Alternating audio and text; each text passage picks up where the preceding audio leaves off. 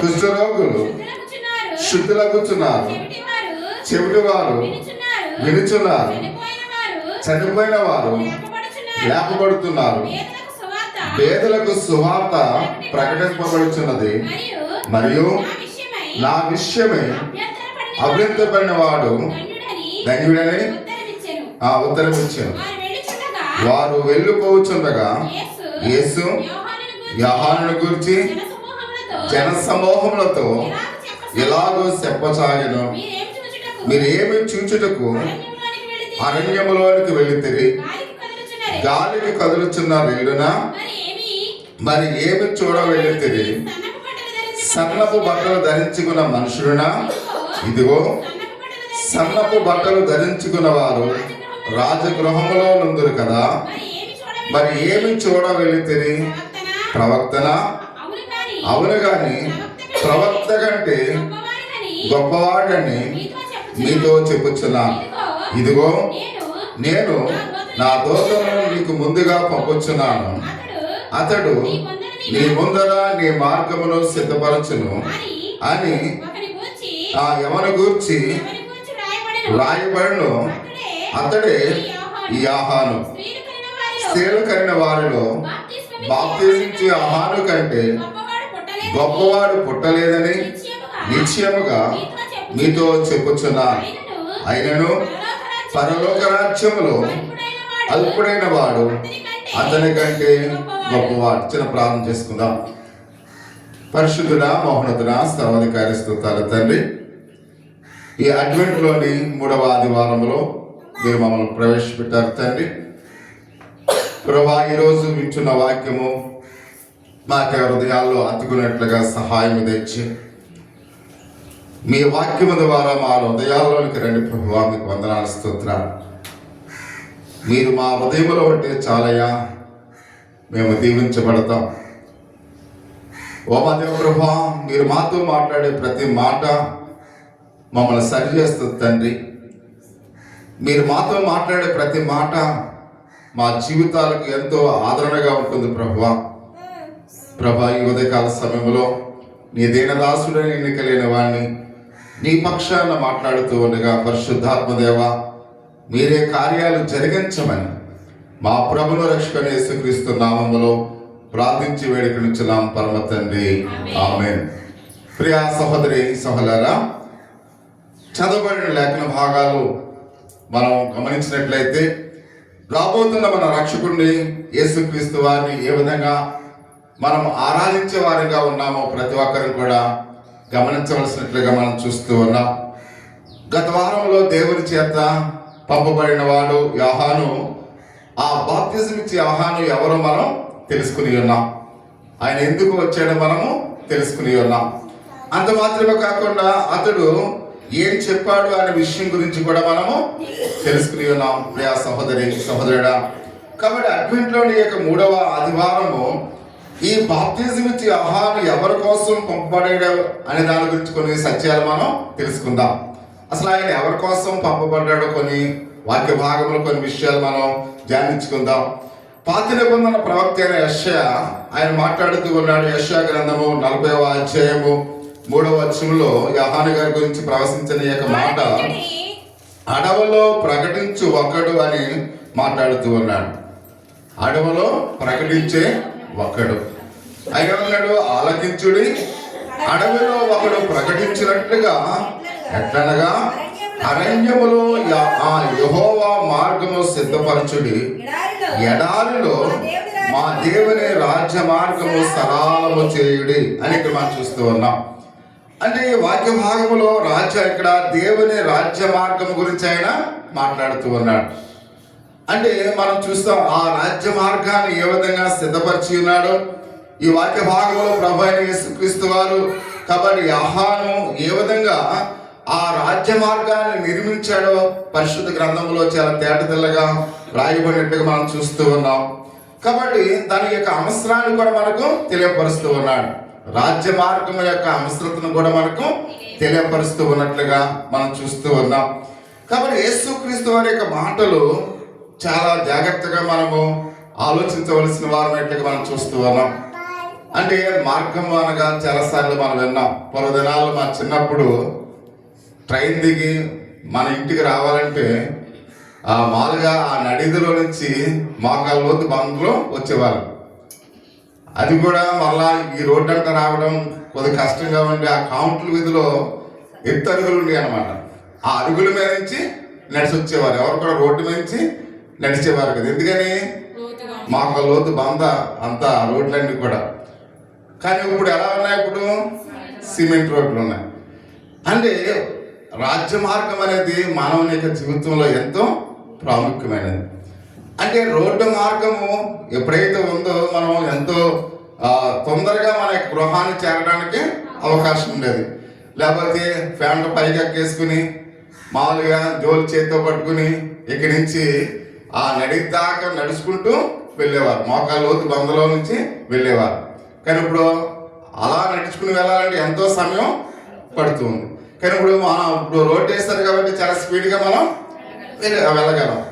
అలాగే ప్రభు అయిన యేసుక్రీస్తు వారి విషయంలో కూడా యోహాను గారు ఒక రాజ్య మార్గాన్ని ఆయన నిర్మించబోతూ ఉన్నాడు. అది ఆత్మీయమైన మార్గము. ప్రియమైన వాళ్ళరా, ఆ ఆత్మీయమైన మార్గము మన హృదయాల్లోనికి ఆ మార్గాన్ని వేస్తూ ఉన్నాడు. అంటే ప్రభు మన హృదయములోనికి రావాలని. అంటే ఎవరి హృదయములో ఆయన నివసిస్తాడో ఆ కుటుంబములో ఆ గృహములో వారిలో దేవుడు చక్కటి ఆశీర్వాదాలు ఇస్తాడు. అందుకని ఒక మార్గాన్ని సిద్ధపరచడానికి ముందుగా ఒక దూతను ఎన్నుకున్నట్లుగా గత వారం మనం చూస్తాం. ఆయన ఎవరు? బాప్తిజం ఇచ్చు యోహాను గారని పరిశుద్ధ గ్రంథంలో చాలా తేటతెల్లగా వ్రాయబడినట్లుగా మనం చూస్తూ ఉన్నాం.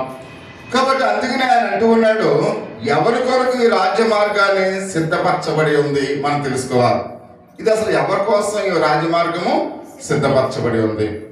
రెండు విషయాలు ఇక్కడ మనం చూస్తున్నాం. ఒకటి, ఏ రక్షకుని కోసము అని మనం ఆలోచించవలసిన వారమైనట్టుగా మనం చూస్తూ ఉన్నాం. అంటే ఈ రాజ్య మార్గము ఏ రక్షకుడి కొరకు సిద్ధపరచబడుతూ ఉంది అనే విషయాన్ని మనం తెలుసుకోవాలి.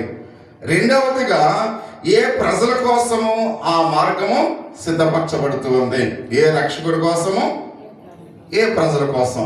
ఈ రెండు విషయాలు క్లుప్తంగా ఈ ఉదయకాల సమయంలో మనం చూద్దాం. అంటే బాప్తిజం ఇచ్చి యోహాను దృఢమైన రాజ్య నిర్మాణకుడుగా ఉన్నాడు అనే విషయానికి మనం చూస్తూ ఉన్నాం. ఆయన ఆ రోడ్డు నిర్మించేటప్పుడు, అంటే ఆత్మీయమైన ఆ యొక్క మార్గాన్ని నిర్మించేటప్పుడు ఆయన ఎలా ఉన్నాడంట? మంచి నిర్మాణకుడు అయి ఉన్నాడు. అంటే దృఢమైన మార్గాన్ని నిర్మించేవాడుగా ఉన్నాడు అనే విషయాన్ని మనం చూస్తూ ఉన్నాం.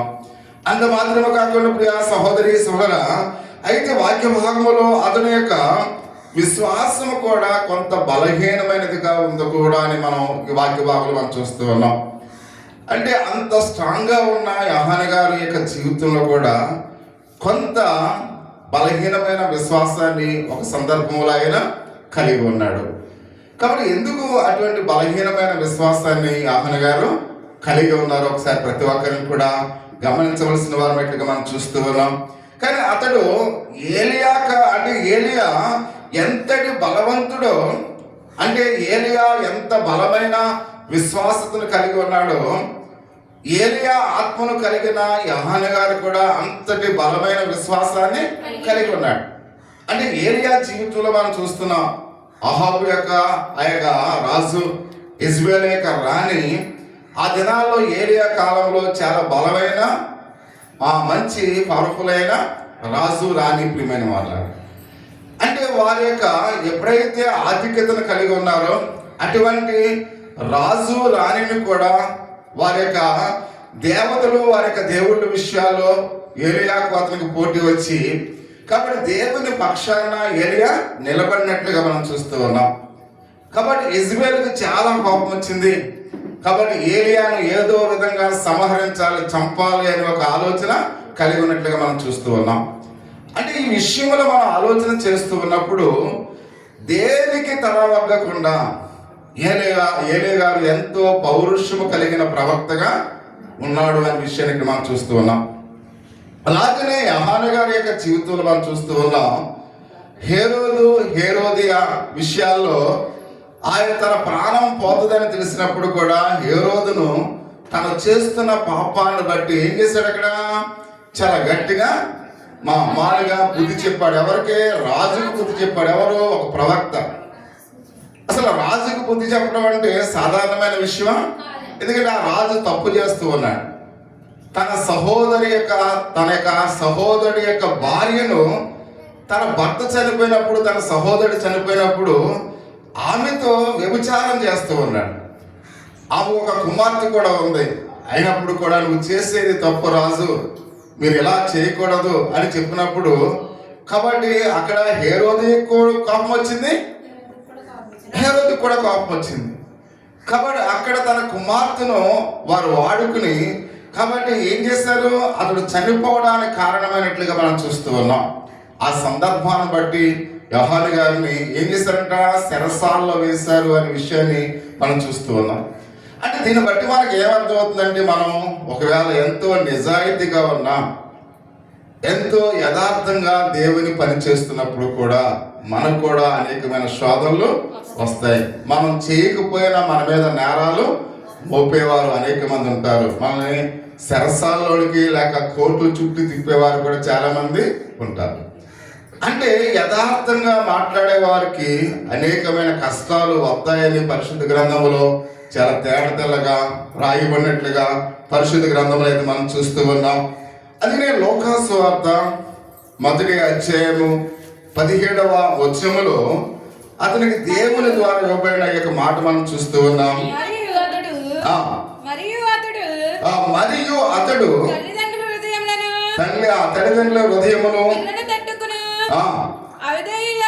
అవిధేయులను తిప్పి ప్రభు కొరకు ఆయత్తపడి ఉన్న ప్రజలను సిద్ధపరచుటకే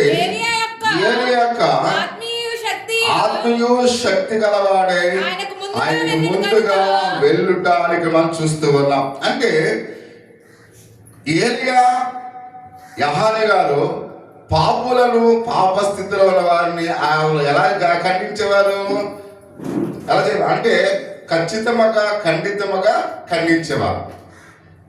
అంటే వాళ్ళు ఏమనుకున్నా డోంట్ కేర్, తప్పు జరుగుతుంది కాబట్టి దాన్ని ఖండించాలి. ఒకవేళ ఖండిస్తూ ఉన్నాం, ఒకవేళ మనతో మాట్లాడటం మానేస్తారేమో, ఒకవేళ మనం అసహించుకుంటారేమో, మన మీద వాళ్ళు పగపించుకుంటారేమో, ఇలాంటి ఆలోచనలు యోహాను గారికి అయితేనేమి, ఏలియాకి అయితేనేమి ఉండేవి కాదు. ఎందుకంటే వాళ్ళు సరైన మార్గంలో నడిపించాలి. అందుకని ఒకసారి సర్ప సంతానం అంటున్నాడు. ఎవరిని? సాగ్రమాలుగా పరిచయాన్ని, సద్దుకాయల్ని. మీరు సున్నమ కొట్టిన సమాధుల వలె ఉన్నారు, పైకి తెలుపు కానీ లోనంతా కుళ్ళు. అంటే ఇక్కడ డైరెక్ట్ గా మాట్లాడేవాడు ప్రియమైన వారు. అంటే వాళ్ళు ఏమనుకున్నా హేరోదు యొక్క విషయములో, యెజ్బేలు యొక్క విషయములో, అహాబు యొక్క రాజు విషయములో, కాబట్టి ఏలియా ఏ విధంగా ఖండించేవాడు, ఏలియా ఆత్మను కలిగిన యోహాను గారు కూడా అలాగునే ఉన్నాడు అనే విషయాన్ని మనం చూస్తూ ఉన్నాం. ఎందుకంటే ప్రాణము పోయినా మనము నిజమే మాట్లాడాలి, తప్పును యథార్థంగా ఖండించాలి. ఎన్ని అవరోధాలు వచ్చినా, ఎన్ని కష్టాలు వచ్చినా, చివరికి మన ప్రాణము పోయినా మనము సత్యాన్నే మాట్లాడే వారంగా ఉండాలి. ఒకవేళ అనేకమైన కష్టాలు రావచ్చు, అనేకమైన ఇబ్బందులు రావచ్చు, అనేక మంది మనల్ని అసహించుకోవచ్చు, అనేక మంది మనను హేళన చేయొచ్చు. ఏమైనప్పుడు కూడా దేవుడు చూస్తూ ఉన్నాడు కనుక మనం యథార్థమైన జీవితాన్ని జీవించాలి.